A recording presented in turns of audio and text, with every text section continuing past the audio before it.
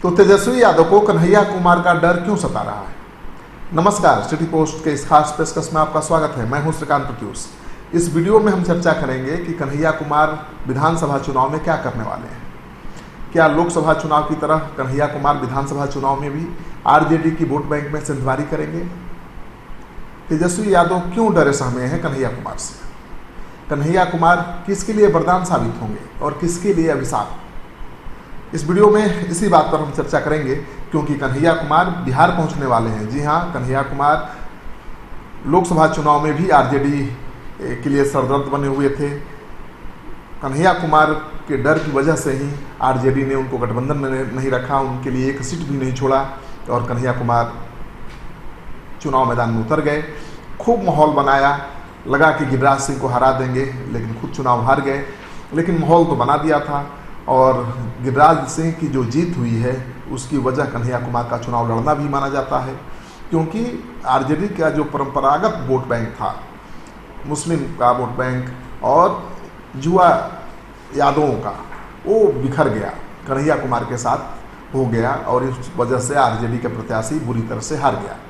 अब सवाल ये उठता है कि लोकसभा चुनाव में तो कन्हैया ने अपना दमखम दिखा दिया, बता दिया कि किसके परंपरागत वोट बैंक में वो सिंधवारी करते हैं, लेकिन अब विधानसभा चुनाव में उनकी क्या भूमिका होगी, इस पर हम विचार करेंगे।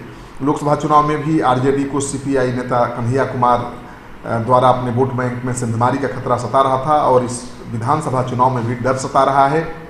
कन्हैया कुमार एक बार फिर विधानसभा चुनाव को लेकर अपनी यात्रा और सभा करने की तैयारी में जुट गए हैं। गुरुवार को दिल्ली में उन्होंने अपने सीनियर नेताओं के साथ मिलकर अपनी चुनावी रणनीति को अंतिम रूप दिया। सीपीआई के नेता सत्यनारायण सिंह के अनुसार कन्हैया 10 जुलाई के आसपास पटना में पहुंचेंगे और बिहार विधानसभा चुनाव तक बिहार में ही डटे रहेंगे, यहीं पर कैंप करेंगे। कन्हैया पहले दौर में पार्टी कार्यकर्ताओं के साथ 1-to-1 होंगे। इसके लिए फेसबुक, यूट्यूब और जूम ऐप का प्रयोग किया जाएगा। पार्टी के पटना दफ्तर में सोशल मीडिया कार्यालय भी बनाया जा रहा है, जो कि पार्टी नेताओं के कार्यक्रम को लाइव करने का काम करने में सहयोग करेगा। 30 जून को कन्हैया ने अनलॉक 2 में पीएम नरेंद्र मोदी की घोषणाओं पर तंज कसते हुए लिखा था, जो आपको याद होगा, सोशल मीडिया में खूब वायरल भी है। और लिखा था कि बोलो रे बेईमान, क्यों सरेंडर किया देश का सम्मान, और क्यों नहीं लिया अब तक चाइना का नाम। बोलो रे बेईमान, गलवान में शहीद हो गए हमारे 20 जवान, और तुम पका रहे जुलाई में छठ पूजा का पकवान। बोलो रे बेईमान। तो ये 4 पंक्तियों का उनका जो अटैक था मोदी पर, उससे हमने भी आपके लिए लाया था, वीडियो बनाया था, आपने बहुत पसंद भी किया था। तो कन्हैया कुमार के इस तेवर से लगता है कि विधानसभा चुनाव में भी बहुत तल्ख तेवर अपनाने वाले हैं, और किसको नुकसान होगा उनके इस तल्ख तेवर से, किसको फायदा होगा, इस पर चर्चा करना बेहद जरूरी है। बिहार में जेडीयू और बीजेपी पीएम नरेंद्र मोदी की घोषणा से बहुत खुश है, क्योंकि अक्टूबर-नवंबर तक उन्होंने गरीबों को मुफ्त अनाज देने का ऐलान कर दिया है। बीजेपी जेडीयू को लगता है कि इसका चुनाव में बहुत लाभ मिलेगा। और कन्हैया कुमार का पीएम मोदी पर किया गया अटैक, ट्वीट के जरिए किया गया अटैक, आज भी सोशल मीडिया में खूब वायरल हो रहा है और यूजर्स उनसे सवाल भी पूछ रहे हैं और वो जवाब भी दे रहे हैं। इधर राजनीति के जानकार उनके इस ट्वीट को बिहार विधानसभा चुनाव से जोड़कर देख रहे हैं और उनका मानना है कि इस ट्वीट से साफ है कि पिछले चुनाव की तरफ इस बार भी विधानसभा चुनाव में कन्हैया कुमार अपना पूरा दमखम दिखाने वाले हैं, दमखम लगाने वाले हैं। कन्हैया को जानने वाले प्रिंस कहते हैं, जो उनके साथ रहते हैं, कि कोरोना संक्रमण काल में उन्होंने विधानसभा चुनाव की अपनी पूरी प्लानिंग कर ली है। तो कन्हैया कुमार तो जेएनयू के पूर्व छात्र संघ के अध्यक्ष हैं और पूरा देश जानता है उनको। लोकसभा चुनाव के बाद कन्हैया ने बिहार में अपनी जनमन यात्रा करके एक बड़ी जमात तैयार कर ली थी, एक बड़ा तबका उनके साथ खड़ा हो गया था। सबसे बड़ी बात यह है कि उनकी जमात में युवाओं के साथ साथ महिलाएं, बुजुर्ग भी हैं। हालांकि उनको अपनी यात्रा के दौरान कई जगहों पर विरोध का सामना भी करना पड़ा था, कई जगहों पर तो उनके काफिले पर हमले भी हुए थे। कन्हैया इससे परेशान नहीं हुए और वो लगातार यात्रा करते रहे। कई जगहों से उन्हें भागना जरूर पड़ा था, लेकिन अपने ऊपर होने वाले हमले को अपनी सभा में चर्चा कर बीजेपी पर तंज कसने का कोई मौका उन्होंने छोड़ा नहीं। जिलों में कन्हैया कुमार की सभा में जो भीड़ उमड़ी थी, अगर वो वोट बैंक में तब्दील हो गई तो बिहार की राजनीति में सीपीआई फिर से अहम भूमिका में आ जाएगी।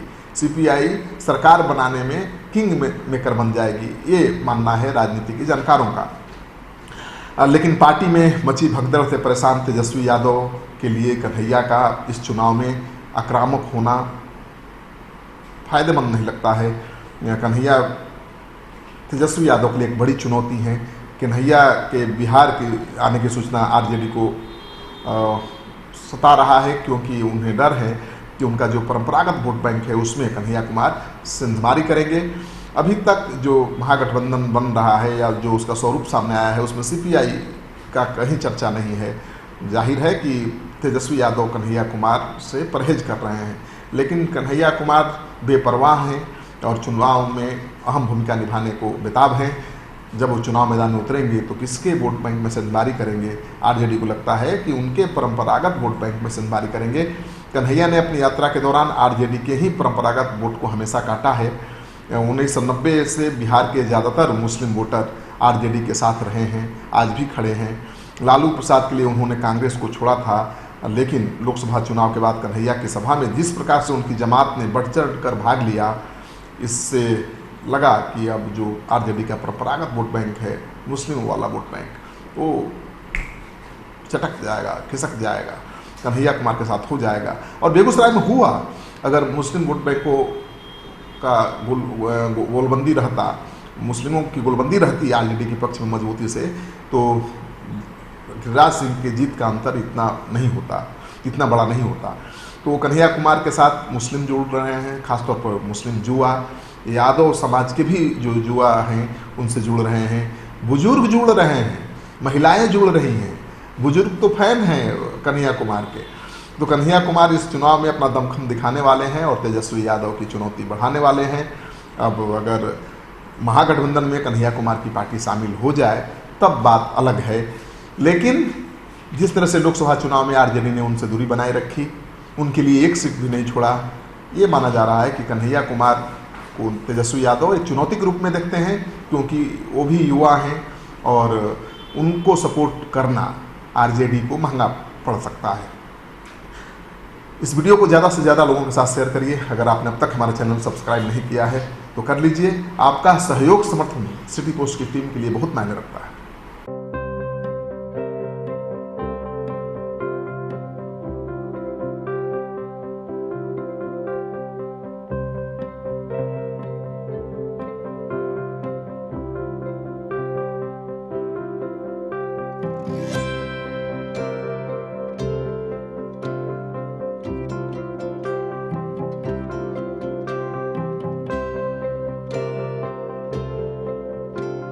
एक जिंदगी बचाने वाले को हीरो कहते हैं और 1000 जिंदगी बचाने वाले को हेल्थ केयर वर्कर।